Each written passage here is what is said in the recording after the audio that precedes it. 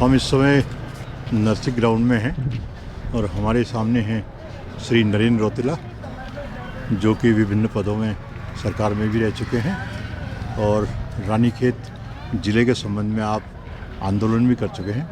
तो उन्हीं से पूछते हैं रानीखेत को ज़िला बनाने के संबंध में आंदोलन क्या क्या हुए और अब वो किस प्रकार से इस मांग को अचीव करने में हमारी मदद करेंगे और सरकार लेवल पर क्या करेंगे। श्री नरेंद्र रौतेला।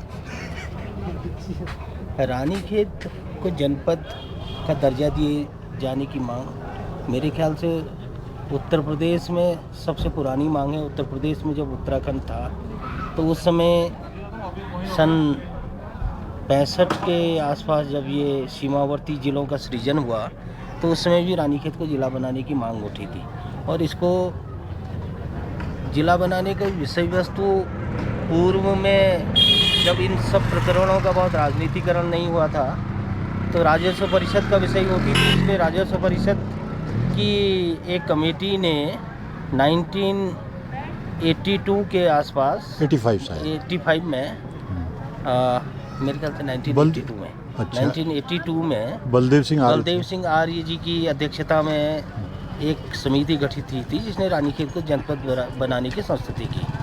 और उस समय 1984 में ये बात एक स्थानीय अखबार के माध्यम से जब लोगों के संज्ञान में आई कि रानीखेत का ज़िला बन रहा है। उसमें तिवारी जी थे और तिवारी जी का स्वाभाविक रूप से फोकस रामनगर रहता था और रानीखेत डिस्ट्रिक्ट बनेगा और उसका हेडक्वार्टर रामनगर होगा।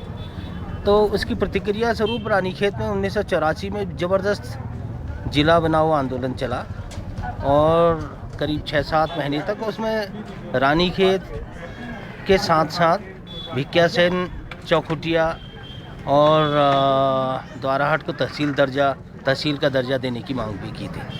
लेकिन तहसील का दर्जा देने की मांग तो पूरी हो गई। भिकियासैन को, चौखुटिया को और सल्ट को, द्वाराहाट को तहसील का दर्जा तो मिल गया, लेकिन रानीखेत का जनपद का दर्जा दिए जाने की बात तब से अब तक लगातार चली आ रही है। उसके बाद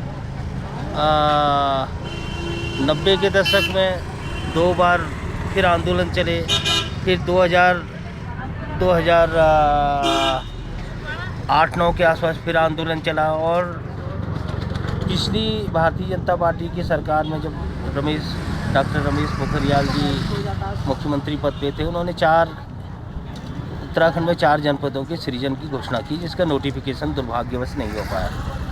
और उसमें रानीखेत का भी नाम था। रानीखेत, काशीपुर, पुरौला और कोटद्वार, डीडीहाट, काशीपुर नहीं था।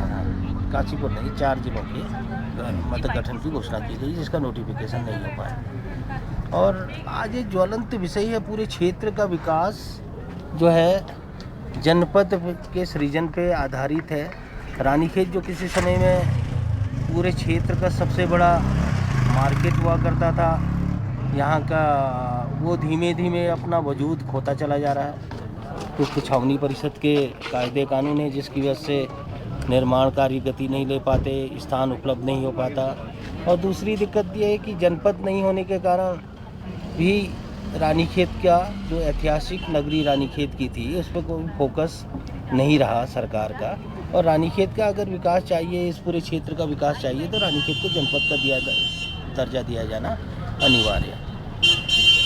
हम लोग, हमारे साथी लोग और हम लोग लगातार ही ज़िले के पक्षधर रहे हैं और हमने हमेशा ही मांग की है और हर स्तर पे इसको उठा रहे हैं। पिछले समय रानीखेत में माननीय मुख्यमंत्री जी आए थे तो उन्होंने भी प्रकारांतर से इस बात को स्वीकार तो किया कि रानीखेत को ज़िला बनाने की ज़रूरत है, लेकिन अब उनका कहना था कि इसके लिए फाइनेंशियल एलोकेशंस नहीं है। लेकिन असलियत तो यह है कि जब जनपद सृजन का फैसला एक बार राज्य के स्तर पर लिया जाएगा तो उसका जो अधिकांश भाग इस्टेब्लिशमेंट का होता है वो केंद्रीय सहायता से, जो योजनागत खर्च होता है प्लानिंग का, उसके तहत केंद्र से मिलता है।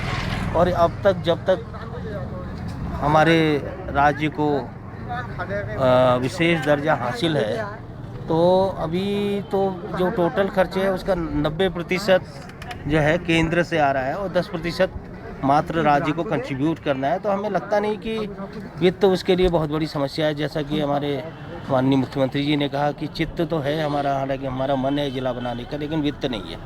लेकिन मेरे को लगता है कि उसके पीछे और कुछ राजनीतिक मजबूरियां उनकी रही हों, जो भी रहो, लेकिन इसके लिए मेरे को लगता है अंततः जनता ही इस बात को तय करती है। तो एक व्यापक जन दबाव बनाने की आवश्यकता है, और इसके लिए हमारे वरिष्ठ साथी श्री DN बलौला जी ने ये जो मुहिम शुरू की है, उसको मैं उसके लिए उनको साधुवाद देता हूँ और अपनी ओर से शुभकामनाएं देता हूँ। और हमारे स्तर से जिस भी स्तर पे जो सहयोग की आवश्यकता होगी वो पुरजोर सहयोग हम करेंगे, ऐसा आश्वस्त करता हूँ। धन्यवाद। धन्यवाद।